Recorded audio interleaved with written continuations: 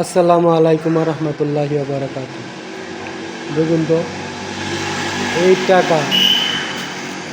টাকাই বন্ধু, টাকাই শত্রু, টাকাই পর, টাকাই আপন। কেন বলতেছি জানেন? টাকা না থাকলে স্ত্রী ভালোবাসে না, টাকা না থাকলে মা বাপেও ভালোবাসে না। মা বাপে কয় কি, অবদর্ত ছেলে।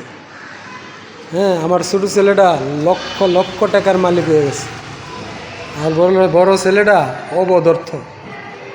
কিন্তু একটাবার ভাবে না যে টাকা সবচেয়ে শত্রু, টাকাই পরম বন্ধু।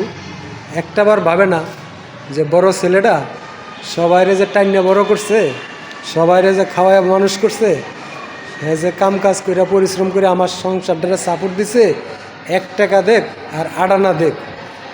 হ্যাঁ, আর এই সংসারটা বড় ছেলের এতটি বাচ্চা কাচ্চা, এতটি সন্তান, এটির তো খাওয়ায় মানুষ করতে না, তা আমাকে করতে দিব, ভবিষ্যৎ কিদ্দা করব, এই কথাটা একবার ভাবে না।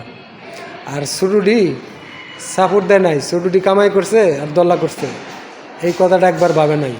ঠিক আছে, এই কথাটা যদি ভাবতো তাহলে আর এরকম বলতে পারতো না। এই কথাটা যদি চিন্তা করতো তাহলে এরকমভাবে বলতে পারতো না। তখন মনটার ভিতরে এমন কষ্ট লাগে যে আরে জীবন, এত কষ্ট করলাম কার লাগিয়া, এত পরিশ্রম করলাম কার লাগিয়া, এত কিছু করলাম কার লাগিয়া, এত কষ্ট করার পরেও, এত সাপোর্ট দেওয়ার পরেও আমি যদি অবদার্থ হয়ে যাই, কুলাঙ্গার হয়ে যাই, তাহলে এই কষ্ট কার লগে বলবো, এই কষ্ট কার সাথে শেয়ার করবো? এটা একবারও ভাবে না। এই কথাটা খুব খারাপ লাগছে, এই জন্য ভিডিওটা করছি। আপনারা যদি আমার ভিডিওটা যদি ভালো লেগে থাকে, তো আমাকে একটু কমেন্ট করে জানান আমি কি সত্য বলছি নাকি মিথ্যা বলছি, একটু কমেন্টের মাধ্যমে জানাবেন প্লিজ। ভালো থাকুন, আল্লাহ হাফেজ।